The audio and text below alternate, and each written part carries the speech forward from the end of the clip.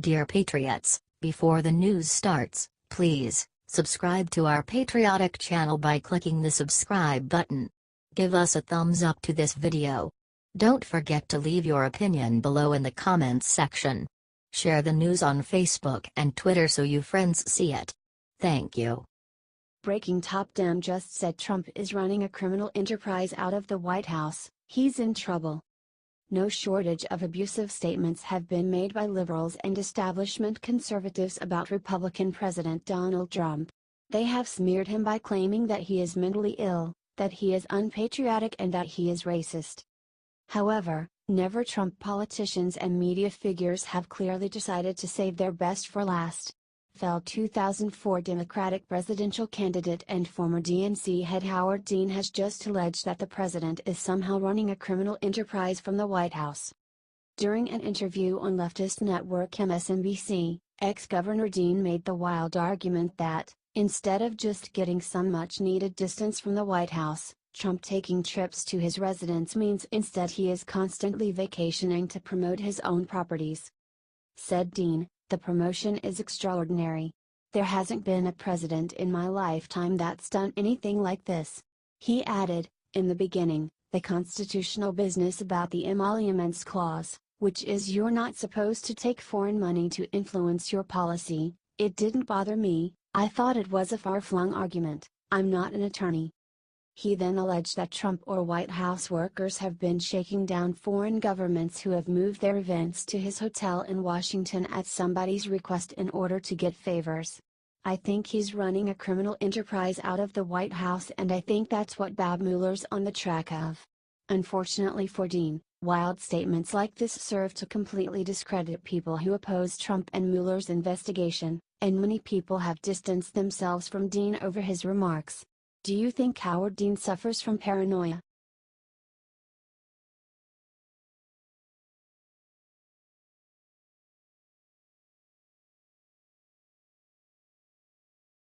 Fox host just trashed Don Lemon and called CNN a dog whistle for race baiting, anti-Trump bigots. CNN host Don Lemon is probably the very worst of liberal media personalities when it comes to claiming that completely racially neutral statements that Republican President Donald Trump and other Republicans in Washington, D.C., are somehow racially motivated. For example, Lemon recently claimed on his show that President Trump's encouragement for Christians to defy political correctness and say Merry Christmas around Christmas time was somehow a dog whistle to white people who support him. On Fox News' Hannity, guest host David Webb and his guest Todd Starnes forcefully hit into Lemon for his baseless claims. Joked David, "You know, I forgot to bring my dog whistle. I usually have that on my radio show to blow whenever I hear that phrase."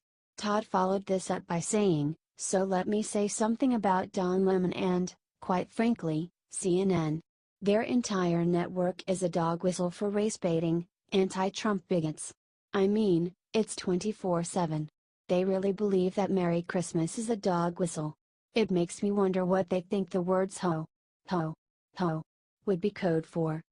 Todd was just getting warmed up. He continued, "I want to go to this idea that Christmas is somehow inclusive. Is that really true? Because you don't hear them talking about how well, Ramadan needs to be more inclusive. This really is not about inclusivity, David. This is about marginalizing Christianity." Todd then added, "When President Trump said the words 'we are gonna start saying Merry Christmas again,' what he was trying to tell people was, you know what? I understand the true meaning of Christmas. Jesus is the reason for the season. That was the message that the president was trying to convey." Do you agree with Webb and Starnes about Don Lemon and other liberals?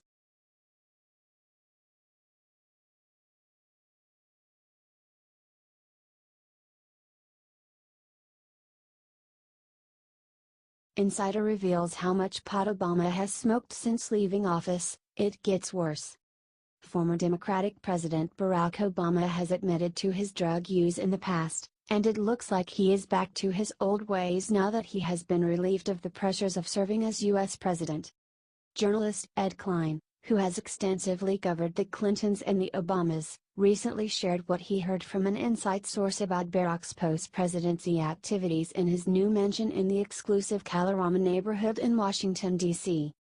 Described Klein in an article, Barack Obama has adamantly refused to heed the pleas of his party to lead the resistance against Donald Trump and instead spends much of his time at his home just blocks from the White House playing video games, chatting on the phone with celebrity pals, smoking marijuana and popping cannabis-infused gummy bears.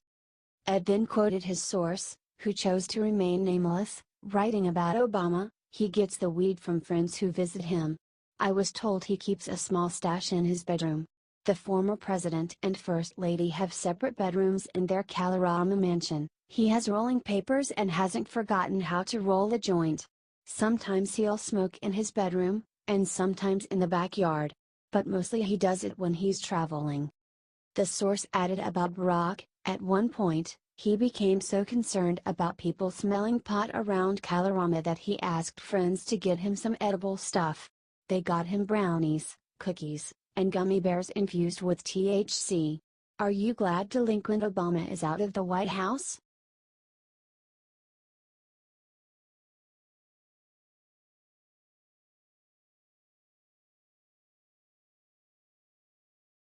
Is Whoopi Goldberg High Watch confusing statement on NYC terror attack the first one we've really endured? The ladies of The View gave their condolences after the New York City terror attack, however Whoopi's speech was a little bit off. She claimed this was the first terror attack since 9/11. But this isn't true, there's Boston, San Bernardino, Orlando and more. Has she been hiding under a rock? First of all of us are sending our love to everyone impacted by this insane terrorist attack. Really the first one we've really endured since September 11th? 8 people lost their lives after a man from Uzbekistan who has been in the US since 2010 used a rental truck to plow into people on a New York bike path in an ISIS-inspired attack, said Goldberg. They weren't sure what it was. Initially they said it was a road rage thing, which wasn't ringing true for a lot of folks, said Goldberg. Perhaps she meant the first terror attack in New York City since 9/11? But even that isn't accurate.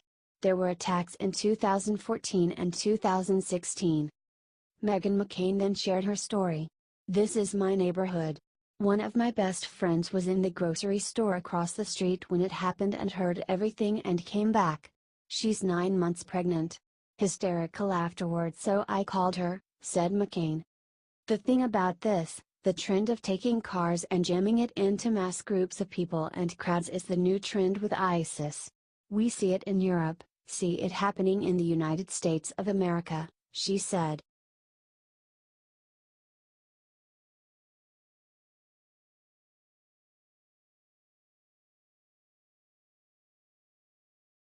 It's outrageous. CNN's Van Jones attacks President Trump for sharing story of his brother's alcoholism. President Trump recently addressed the awful opioid crisis in this county. He explained how he could relate to it because he had addiction in his family. Trump's older brother Fred died as an alcoholic, and as a result President Trump has never had an alcoholic drink in his life. In an interview with Bill Maher, CNN's Van Jones said that President Trump's speech was outrageous. This is one of the things that I think is criminal on the part of Trump.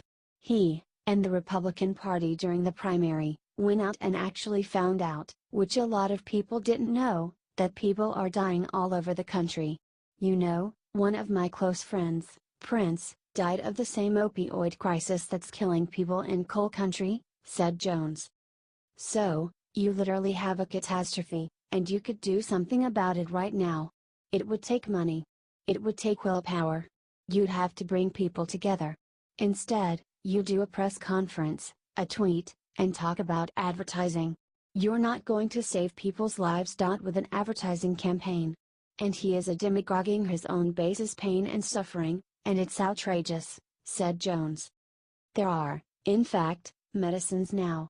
You have medically assisted treatment, where you can get people to, instead of having the detox and die model, where you get people just well enough to go and overdose, you could actually fix it, said Jones. But you'd have to bring people together to do it. And Trump doesn't actually want to solve the problem. He wants to demagogue about it. In other words, the idea that there's nothing we can do is false, false, false, and we need to get on this right now, said Jones.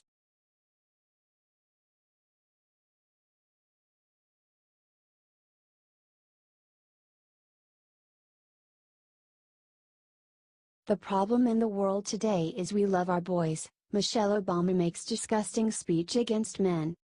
Michelle Obama made an anti-male speech at the Obama Foundation Summit. She called men entitled and self-righteous. She even scolded parents for raising their male children to feel too loved. She started by attacking men who think they have gender-based problems. Y'all should get you some friends. Get you some friends and talk to each other, because women straighten each other out on things, said Michelle. Y'all need to go talk to each other about your stuff because there's so much of it. It's so messy. Just talk to each other about why you're the way you are. She then attacked how parents raise children. The problem in the world today is we love our boys and we raise our girls, you know? We raise them to be strong and sometimes we take care not to hurt men, and I think we pay for that a little bit, said Michelle. So we should be hurting our young boys more? It's powerful to have strong men, but what does that strength mean? Does it mean respect? Or are we protecting our men too much so they feel a little entitled or a little self-righteous sometimes? Said Michelle. Are you glad that she is permanently out of the White House?